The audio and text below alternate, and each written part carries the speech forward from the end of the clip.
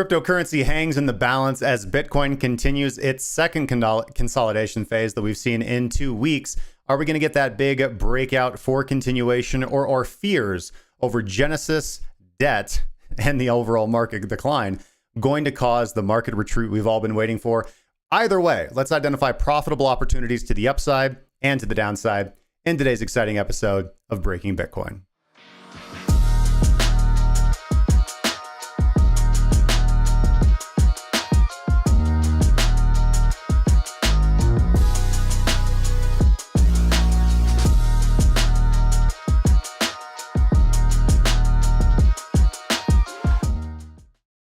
Man, it got me so excited. I'm drooling. Hey guys, welcome back to the channel and another exciting episode of Breaking Bitcoin Market Update. As always, with your host, Justin Wise, lead analyst and senior mentor at KrakenCryptocurrency.com. Hopefully everybody watching is doing absolutely fantastic on this lovely Monday. It is January 23rd, 2023, foul year of our Lord. And I come to you at an opportune time in the moment. Bitcoin is in a consolidation range. Altcoins are pumping nicely. So in today's episode, we're going to talk about overall the fears in the current market right now. Current catalyst, if we were to have a market retreat, does seem to be the whole DCG, Gemini Earn, Genesis, Three Arrows Capital, FTX, Love. What is that? A texahedron, like a octahedron. We're just going to go with that word. I like that.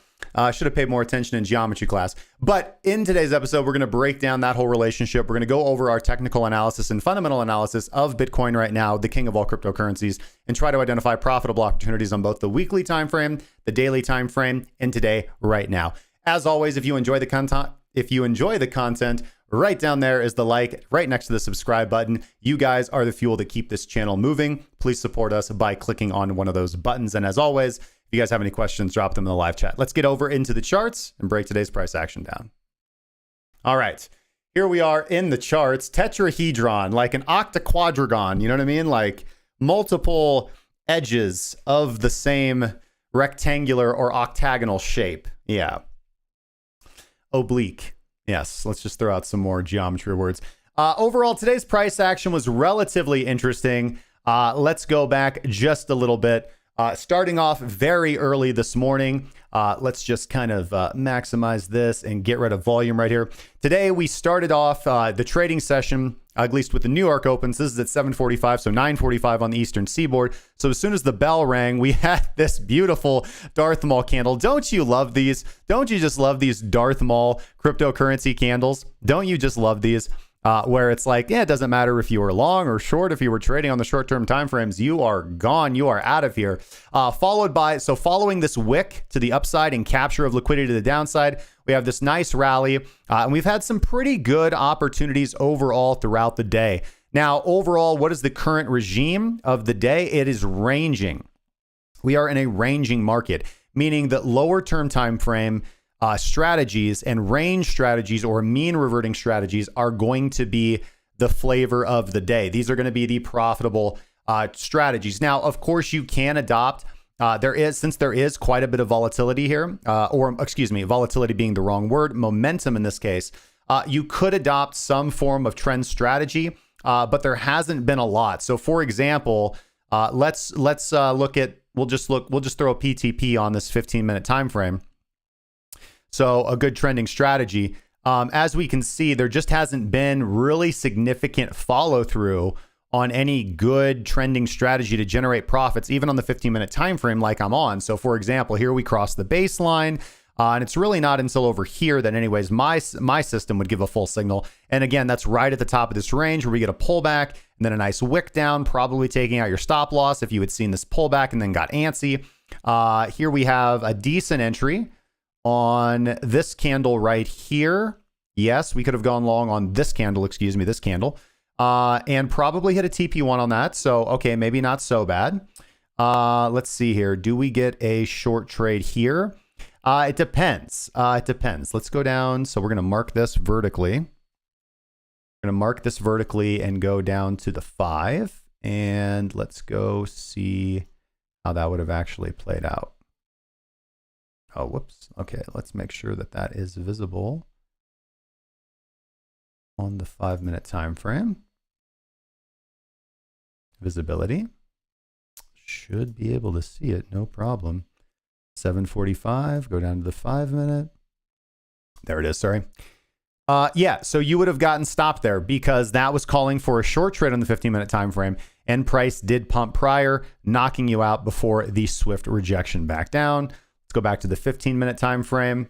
Again, maybe the opportunity here to catch this. But all I'm trying to say is that these trends have been very short-lived. No powerful trends on the lower term time frames, and so the success rate for them has been relatively low, whereas adopting something as simple as a momentum oscillator and a volatility oscillator has been very helpful in identifying the extremely profitable moments of the market. So for example, just from the start of today's ding, right, we were in oversold conditions, as we can see here from the stochastic RSI.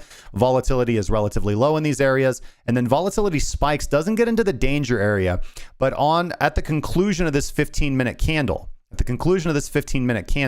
as you can see, we've recovered from oversold. We had a peak in volatility, and that volatility occurred in a down movement, red candle. So upside trading obviously is profitable there. But even if you missed that, here we have overbought conditions. We have a peak in volatility. And so any of these three candles would have qualified. You can see 1, 2, 3 bars here on BBWP, and then a rejection. And here we have, again, oversold conditions. And we have 1, 2, 3 red high volatility candles. So entry on any one of these three candles would have been appropriate or possible. And things are good. So overall, let's zoom out. Hold on, my computer is having a bit of a spasm right now. There we go. Overall, what am I doing? What are my actions right now? I'm currently long. I feel like we have tapped down into the lower area of this range. And I feel like we can actually push higher up and retest these upper areas of the range before continuing on with whatever price decides to do, whether that is range more. So again, if we come back up here to the top of the range, I'll be taking a short position. If we come back here near the bottom of the range, I'll be taking a short position. And what I can see right now, although I'm not sure how much weight or effort to put on it, as you can see, we've kind of developed this range. Let's take these lows, for example, right? Let's take these lows, and following the last run up on price that we saw on Saturday, kind of ending the last rally. And then we had a liquidity grab, unable to close above that high. So we had a change of character. Price pulls down. We hit the same level of support here. That's fine. Hit the same level of support. Traders are likely building up longs, placing stop losses below this level. And of course, we have to smash down here and grab all the liquidity. Nobody is safe. And then bam, smash down here below these lows again and grab liquidity on this candle. So because we're toward the lower end of this range, and because we've grabbed liquidity to the downside, I feel like the higher value trade here is in playing for these higher levels of the range. And since the previous trend was bullish, I also want to trade in the direction of the trend on this time frame and the meso time frames, expecting a potential breakout to the upside, especially as I already said the reason, especially because price is predominantly bullish prior to this. Now, at the same time, this is a good time to pause and ask you guys, what trades have you taken today? Has this trading range been successful for you? What strategies have you been implementing? Are you guys expecting a breakout of this range to the upside? Or, as we'll see when we go up to the higher time frames, do you feel like this rally is overextended and playing for the short position here or buying puts is the correct option? Eager to hear your questions, eager to hear your opinions. Drop them in the live chat. I'll get to them as soon as I can. And let's take a brief break to say hello to Evo. We've got Cruz Heva, who was confused by the tetrahedron. Yes, that's the correct word I was looking for, actually. Thank you very much. Andrew Munns is a little gun shy on the algo pump. Got to sell into the box, buy stop above. Good man. We've got Evo, Chinese New Year, holidays from 18th until the February 8th. No sell-off this time so far. Yes, usually during Lunar New Year, we do get a sell-off in the cryptocurrency markets. That is usually how it happens. We've got Jean Remy expecting a breakup. And hello to you, sir. Welcome to the live stream. Thanks for watching. Now, let's, at this time, shift as we normally do. Ooh, hold on. Let's delete those lines because they will mess with me. All right. Now let's shift into the Binance chart. which we will be using for our top-down analysis, as we are wont to do. Pull out our trend detection system.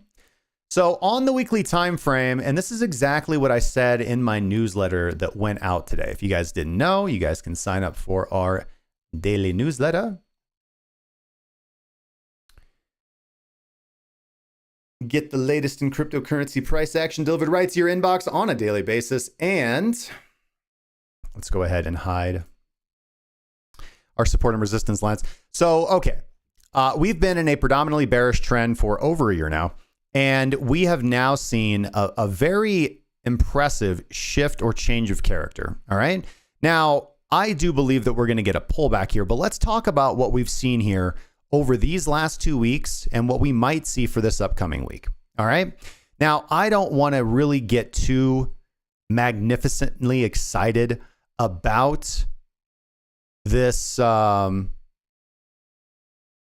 what could be a bear market rally, but for some reason I am magnificently excited about it because of what it kind of foretells. This was the juice that we needed as cryptocurrency investors and traders. This was really the juice, kind of the carrot, you know, dangled on a stick for us that lets us know and reminds us of why we got into this game in the first place. This is the volatility. This is the price action. These are the pumps we've been looking for. And it might not have been the pump we deserved, but it certainly was the pump we needed. All right. And it also just kind of restores a little bit of faith to the fallen, right?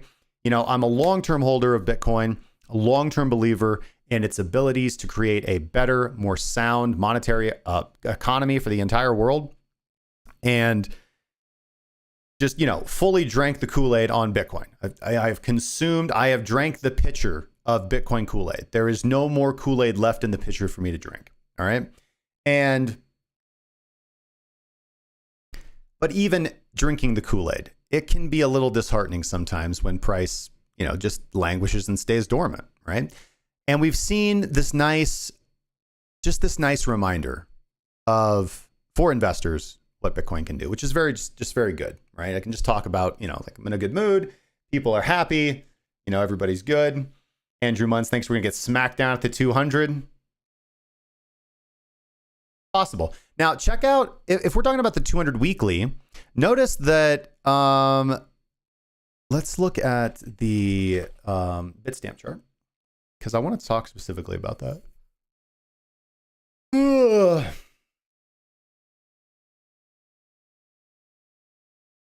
Yeah, that's an interesting one because we respected it so well back in 2018 and even during the March meltdown in 2020 when BitMEX tried to kill the entire market. And we just completely disrespected it this time. I mean, it did act as moving averages do. Like I never like to expect that price will actually obey the line as if the line is there. But in these cases, they did.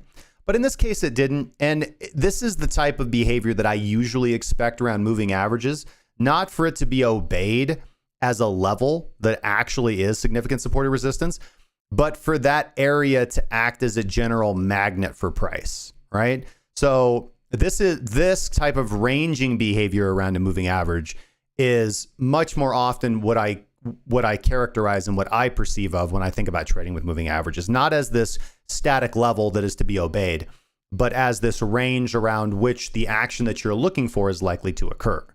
So I would say that I don't necessarily expect price to come up and hit, 24,500 at the time of shooting. It's 24,741. I don't really expect that. It can happen, of course. But what I really expect is for price to range and for this level to act as resistance before a pullback. That's what I would think. Every moment in the market is unique. So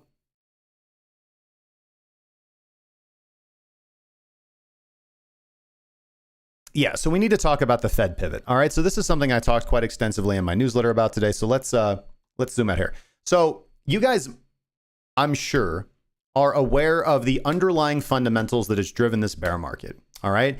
It has been the Federal Reserve's commitment to combat inflation. All right. Now, for those of you guys who don't understand, there are only really two ways that you can make the price of any asset go down. All right. And the reason why I want to talk about the price of any asset moving down is because when you look into studying inflation, or CPI or macroeconomics, you can often easily get sidetracked by these overly complicated explanations of these mathematical metrics or how things work or how the global economy is connected and all these things. None of that really matters to really have a sharp, crisp, fundamental understanding of how market forces work. There are really only two important forces when we're considering anything that can go up and down, and that's supply and demand.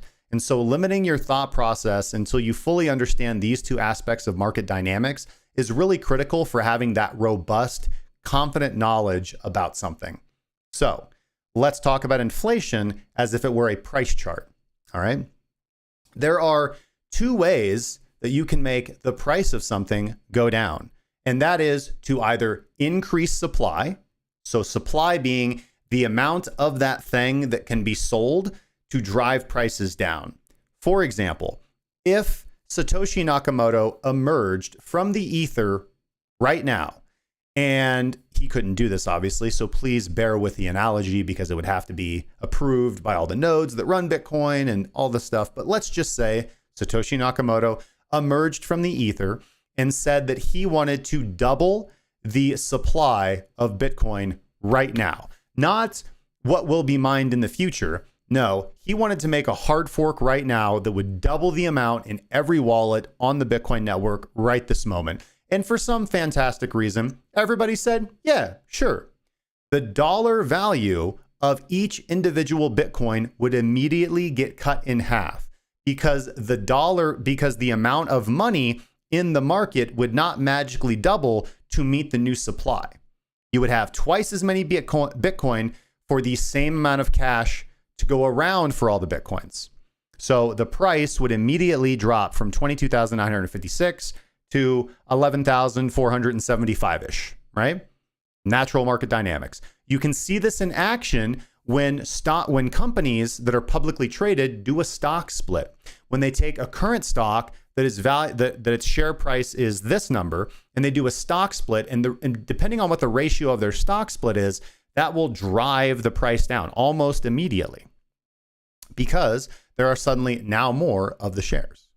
So you can increase supply. Another way that you can increase supply is not by increasing total supply, but you can increase available supply. So, for example, think of a token unlock.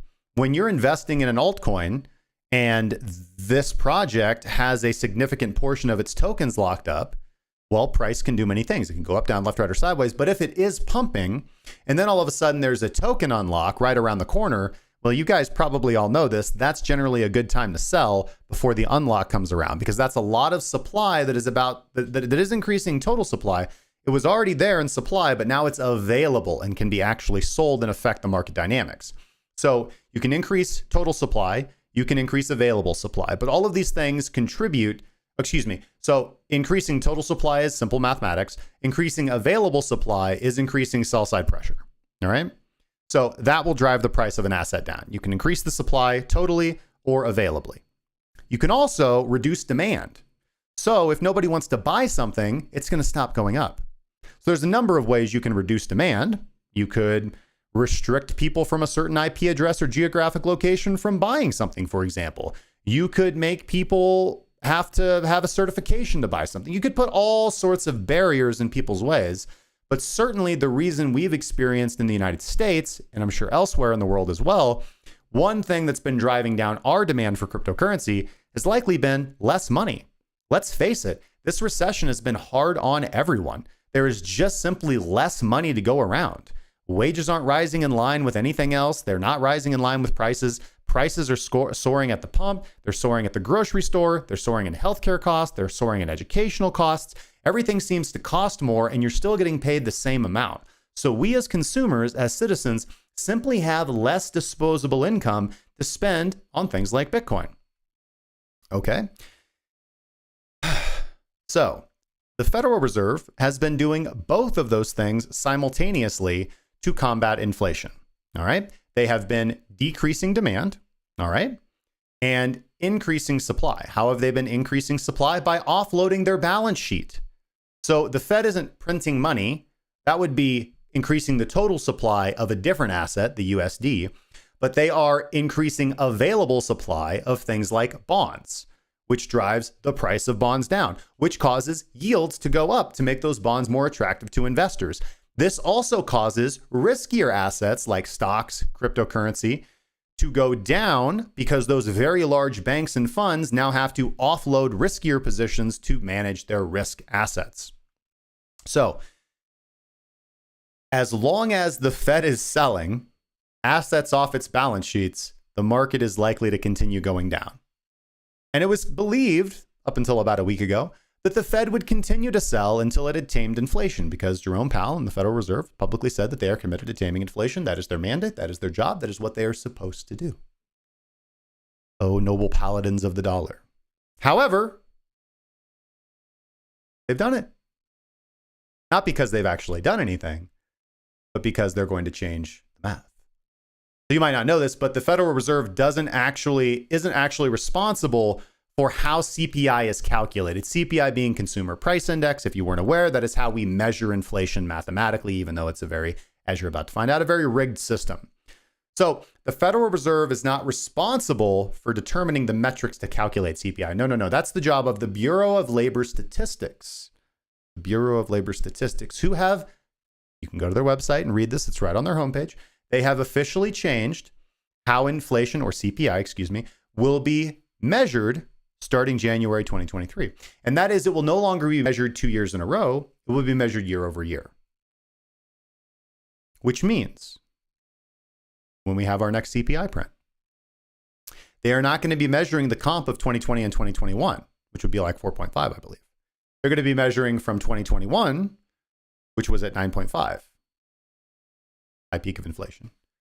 So measuring from a higher number to a higher number is a smaller distance than measuring from a lower number to a higher number. So even if they do no other form of monetary policy, inflation will mathematically drop. Very similar to our example of increasing the total supply of Bitcoin. It's just a mathematical operation. So even if the Fed does absolutely nothing, inflation, CPI, is going to go down. And it's likely going to go down to 4.5. And by the end of 2021, it could be as low as 3 or 2.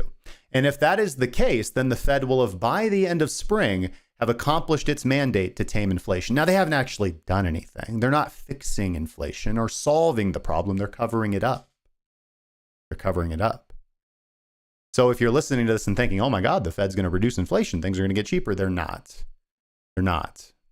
Things are likely just going to continue getting more expensive because they're not fixing the problem. They're covering it up. But it gives them the cover that they need to pivot from their economic policy of monetary tightening back monetary expansion, which we need for the markets to go up. So the Fed now has all the cover they need to shift, to stop tightening, and to become far more what we would call dovish on the economy and on the asset markets in general. And the asset markets are responding. This isn't coincidence that following this announcement, the markets start pumping. It's not a coincidence. Is it a bear market rally? Yes, structurally. But it's also the signal that psychologically and mentally, individuals who see the opportunity in the fundamentals of Bitcoin, of cryptocurrency, can begin dollar cost averaging into their positions. Not FOMOing, not going all in at the top, as we watch price drop to maybe 12,000 over the next quarter,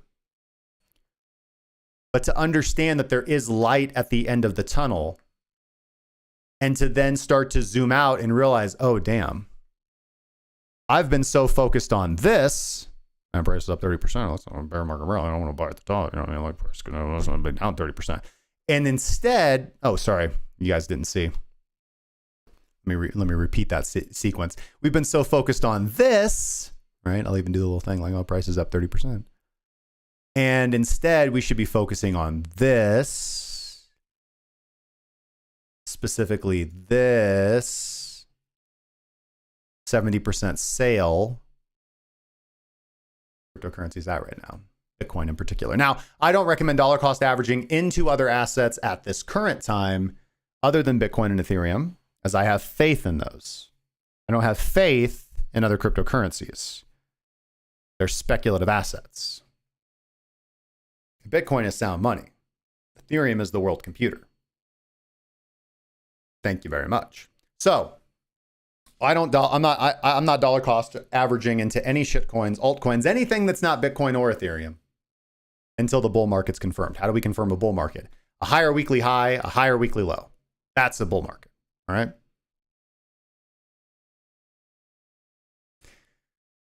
So I don't want you to listen to me and say, oh, Justin said the bull market's on, I should go out and buy. I said that it's prepared. We can still go down to 12 to 13,000 from here until the end of Q1. But I believe that come the end of Q1, assuming nothing changes, we are prepared. All the stage, the doily has been laid out. The table has been set. The guests are going to be arriving. And you can take that to the Bitcoin Bank. All right. Back to technicals. Overall, by the way, if you guys are happy that the Fed might be pumping the market soon, go ahead and pump that like button and subscribe button as if it were the buy button on BitMEX. All right, let's get back to the technicals. So on the weekly time frame, we are not out of the woods yet. From a market structure perspective, we have taken out this previous lower high. Great. We do have to establish a higher low to confirm a actual reversal in trend or shift in trend or change of character on this weekly time frame, the very most important time frame. We are still in a bear market rally. We remain underneath the 200 weekly moving average. And again, just for reasons of common sense, we're not just going to jump out there and say that the rally is on because 3 green candles do not a bull market make. We are still very much in line with okay, liquidity off the bottom, scam punk, price down. Not saying the prices are going to turn around right now. We'll see that here in just a little bit. But overall, we've been committed to our weekly long trade, counter trend long trade. We had regular bullish divergence. We took the position, and that's played out very well for us. In the trading group, we have hit 2 of our 3 take profit targets on our weekly long, cashing out nicely. We await our 3rd take profit level. Okay. Weekly reversal system. Here is the regular bullish divergence, as we previously pointed out, following an opportunity point with the collapse of FTX, highly oversold. You want multiple triggers, multiple conditions to be met. You don't just go blindly trading one particular thing. Unless it's bottom feeder, then you blindly trade it because it makes money. And I want to point out that we are now approaching the upper envelope of the Bollinger Band at the same time as we approach that 200 simple moving average. So typically, when we trade above the upper envelope of the Bollinger Band, if at that moment momentum and volume do not kick in, we generally retrace and retest the middle or mean of the Bollinger Band. And this is just kind of basic normal price dynamics. If that happened, we'd be looking at a retreat from our $23,000, $24,000 price level back down to 18.6. We do have some confluence for that on the daily time frame, but that would be that higher high, higher low. And it would be the subsequent break of the previously established high that would signal a rally. The point of this is to summarize that as we are ascending higher, we are losing a bit of the opportunity from, oh, let's buy and think that price is going to go up from here, to, oh, price has been going up, let's buy up here. Not so smart. Not so smart. So on the weekly time frame, I do not believe the position at this point in time is to bank on the blast off to 30K. Could definitely happen, but just not very sound trading. Buying up here, buying a weekly position up here really does kind of reek of FOMO. And even if it's probable or possible or does happen, in my experience, having the general rule that we don't trade anything that looks, smells, tastes, touch, feels like FOMO is generally the best policy. Switching down to the daily. Trend detector on the daily. Still a bullish daily trend. Notice that when price, notice this is a very good way to use the moving averages. Notice that price pumped and began moving away from our moving averages. Great. That's all you need to notice. Then we began consolidating and our moving averages caught up with price, or at least the 8 DEMA, the 8 daily exponential moving average. And as soon as that happened, price resolved the consolidation and broke out. All right. So has our moving average DEMA 8 caught up with price yet? I would say no. Let's give it some time. But so far, everything quite bullish from a trending perspective anyways. We are above all major moving averages. All of our moving averages are curling up. Very powerful trend. And even the 200 daily moving average has started to level out. And what is that? Is that a slight upwards angle? What?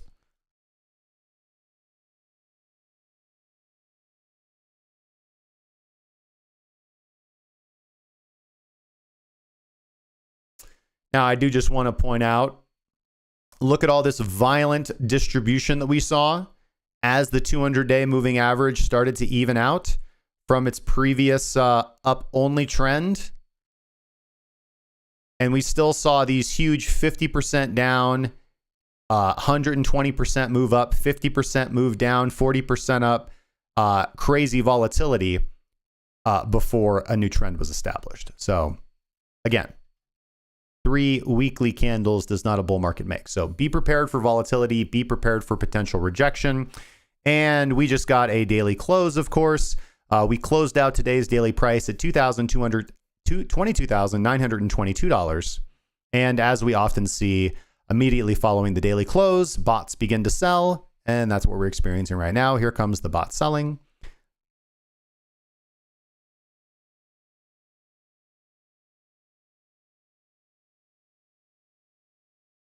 Sorry, back to the daily. Critical levels of support. Let's talk about support and resistance. To do that, we need to go to the Binance chart.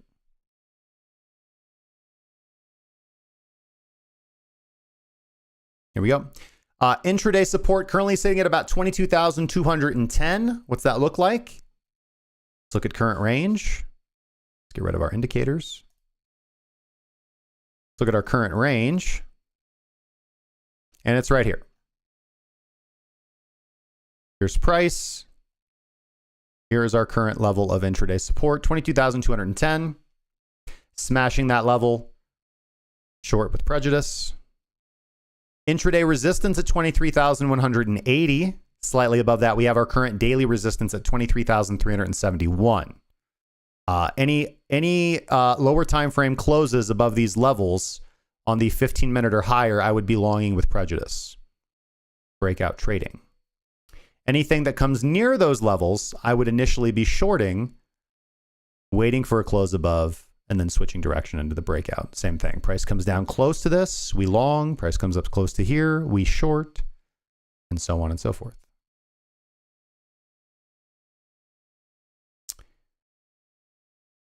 Significant weekly resistance. $24,530, in line with this other lower high, and also right in line with the 200 weekly simple moving average. Daily support is still all the way down at 19,527. So we could even retrace about 14% and still be bullish on the daily. And then obviously weekly support down at 16,200. We do not want to see that level break for the Bulas. That would be bad. That would be bad. All right. Let's take a break, pause, look at the live chat. While we do that, back to current price action.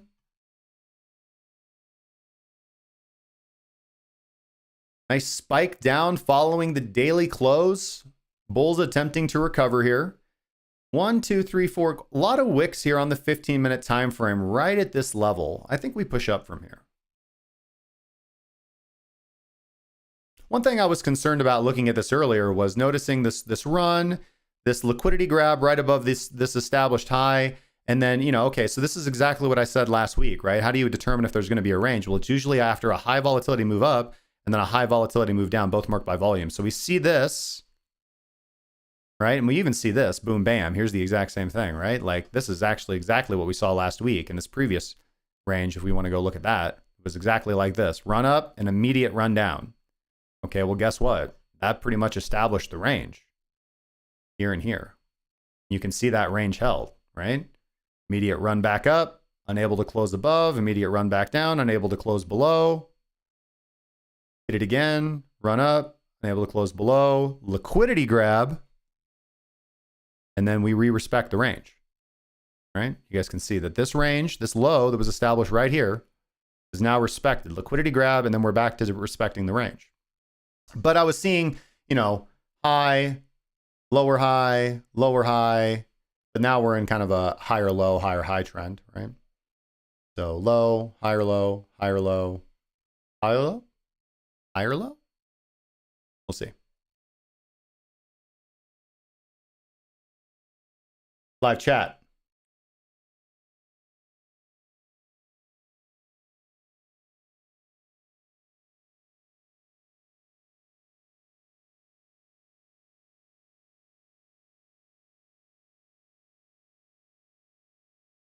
Crypto Rick says, yo.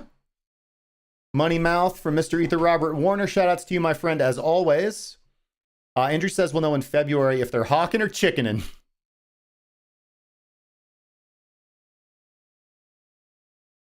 Did I say Ether earlier when I was talking about Satoshi, Mr. Ether? My bad. Miners must be breathing a sigh of relief for the time being, says Caprica. Absolutely, my friend. Or is it Caprica? Like paprika. I know you've told me this before. I can't remember. Can't remember if it's Caprica or Caprica. Andrew Munn says, pretty soon you'll see a fit populace in the United States. They can't afford to eat. Not as long as junk food is cheaper than good food, unfortunately. White on Rice, hello to you, my friend. Crypto Rick says, funny thing here in the UK is everything, a pub, bar, and restaurant is full, and Christmas spending was record highs. Well, that is a funny thing. Andrew Munn saying they just need to pull a Volcker.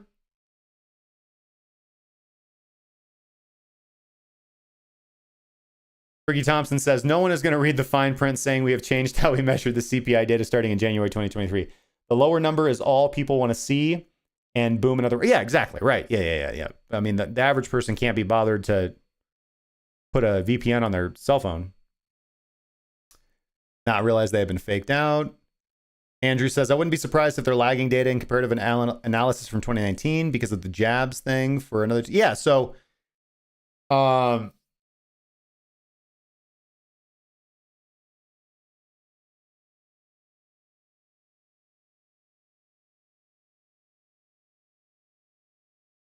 mean, yeah, so for a multitude of reasons, right? So in 2020, we had low inflation. In 2021, we had high inflation. So of course they want to measure year over year instead of 2-year comp.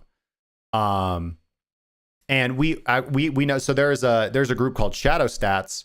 So in the 1980s, the Bureau of Labor Statistics changed the basket of assets that they were tracking for CPI. And so instead of measuring steak, they measured ground beef and things like this. They just choose cheaper stuff to make inflation look like it was worse. So Shadow Stats has continued tracking the same basket of assets since I think it was 1986 or 1982. And they say that inflation is actually 15.6%. So, and that would definitely be more in line with what we're seeing. Cryptonomics, what's going on, my friend? Brandon Green says, wise words don't jump the gun, as always. History shows that a Fed pivot doesn't mean anything but more downside. Overlay interest rates with the Dow or NASDAQ. Pretty evident these things take time to affect the market to the upside.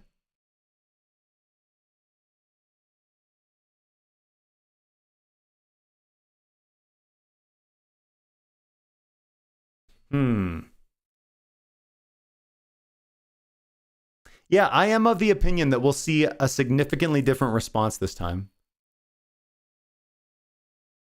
And that's what I love about the market.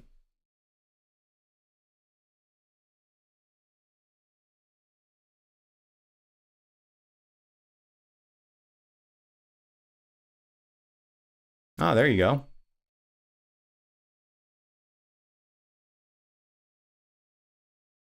Yes to crypto. Good to see you, my friend.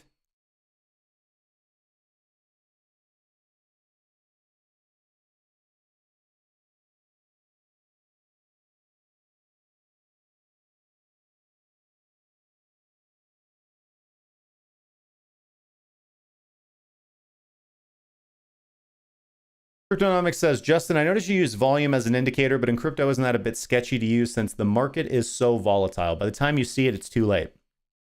Well, I mean, no, I don't think. I mean, it just depends on what context you want to use volume in, right? So everything you see on the chart is too late in a degree, right? There's no such thing as a predictive indicator, to a degree, a reliably predictive indicator.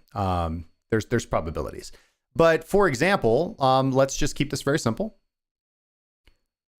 and let's go look at reversal system. So I just want to, let's just do it this way. Okay. So I want you to look at this chart, and I want you to tell me where all the pivot points are, where price stopped and started going in the opposite direction. And they are resoundingly the areas with extremely high volume. So it just depends on what you want to use volume for. Volume is also very useful for determining breakouts.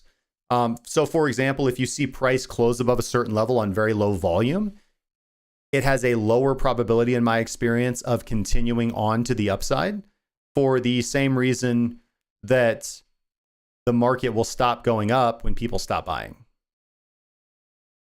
So I think a lot of people, and I think a lot of people ignore volume, and I can tell you that I used to ignore volume as well. And as I've incorporated it into my daily trading or analysis to the point where now it's vital, and volatility sometimes more importantly. Sometimes you can look at volatility and that will trump volume, or vice versa. Again, it just depends on what you're comfortable with and what you find works for you and the system that you want to trade. But I find volume analysis very illuminating. Yes.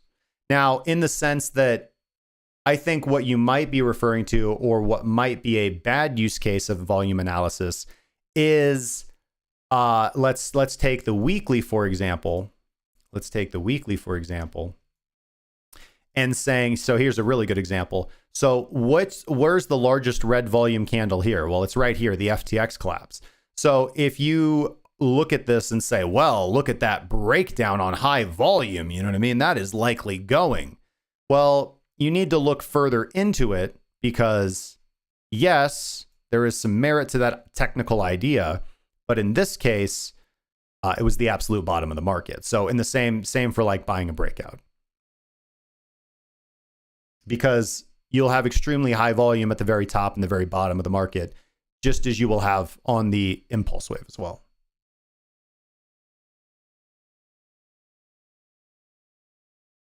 Cheesy Business H2O asks if I am still in that Lords trade from November. Yes, I am. I am. Lords Weth.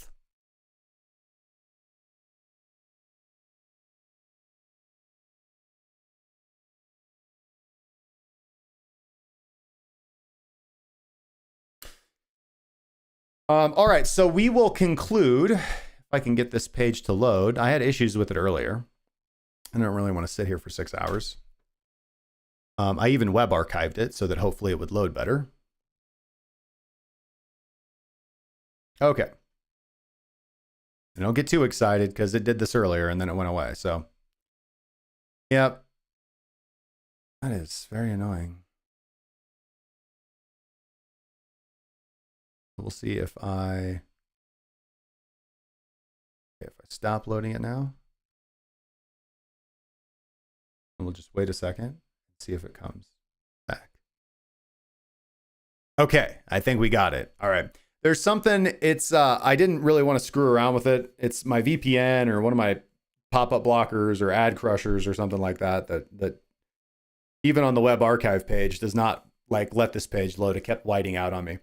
Anyways, but I wanted to talk about the tagline in today's video, which is Genesis. All right, so Genesis is Genesis Trading. They've got, I think, 3 child companies, and they are a child company themselves of Digital Currency Group.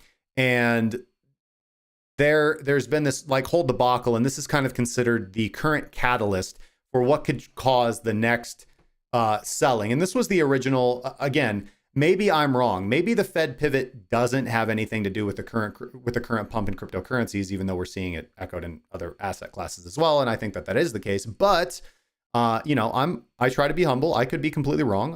I'm just giving you guys my best thoughts and opinions here.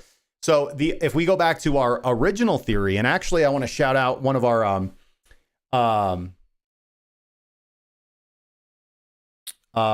Robert Taylor. If you just go to the Bureau, so they had it on their homepage there for a second, but if you just go to the Bureau of Labor Statistics page on CPI, you should be able to see it right there. I'll pull up, I'll tell you what, I'll pull up the link later on. I'll pull up my data and we'll go over it a little bit tomorrow.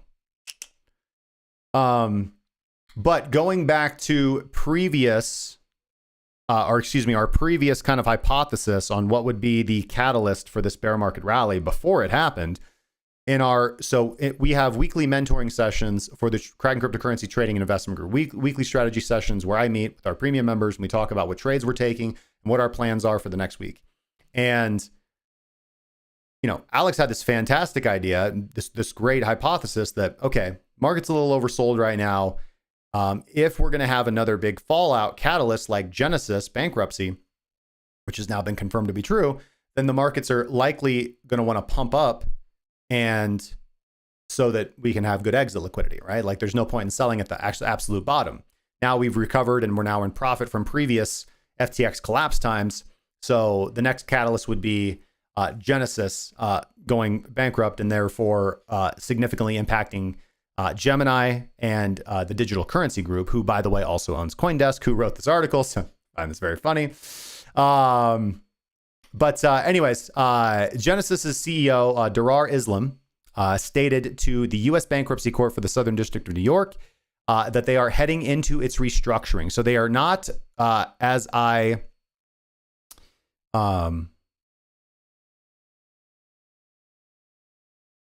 Sorry. Sorry. I don't know what I was going to say there. But anyways, so filing for Chapter 11 bankruptcy protection late Thursday. All right. Now, the previous kind of tetrahedron that I had proposed multiple times is that customers deposited money into Gemini Earn. Gemini Earn took that money and to earn yield on it, loaned it to Genesis Trading. Okay. Genesis Trading loaned that money to Alameda Research, to Three Arrows Capital, who deposited that money on FTX, who loaned it to Alameda Research. And so it's gone. It's gone. And I believe that is the case. I believe that's what the evidence will also show here. And it literally says it here. So in a sense, not that FTX loaned it to Alameda, but we know that's what happened with FTX's money. Their customer deposits went to Alameda. So here we go. So it says Islam stated that those entities, meaning Genesis, were perhaps less affected by direct losses to FTX and Alameda than by the run on the bank that Islam said their collapse sparked. Now, we'll see about this when the actual numbers and data come out. Customers demanded Genesis repay 827 million in loans, forcing its lending units to freeze withdrawals. Now, at that same time, Digital Currency Group were impacted negatively by the market turmoil and did not have the liquidity to pay back the company on certain loans. DCG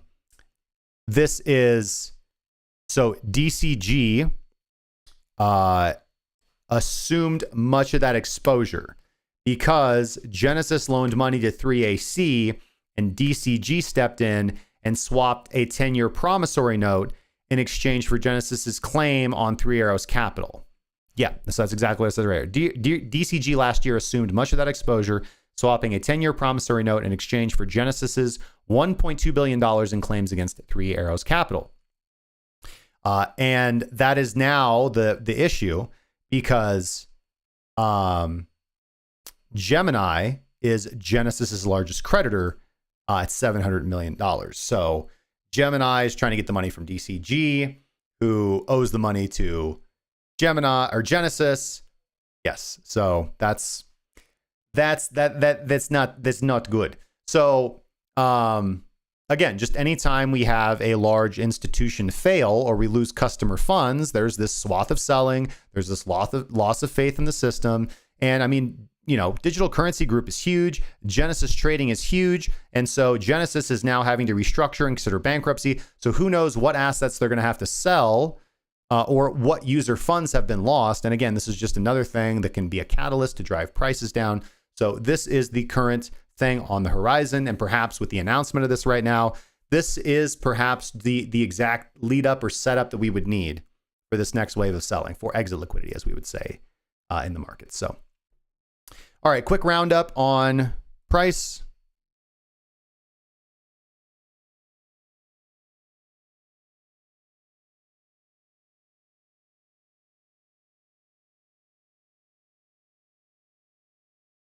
There we go. This is brought to you by CryptoBubbles.net, long-term friends of the channel. This is the weekly. Assets have been doing quite well. Things are still loading. Hold on a second.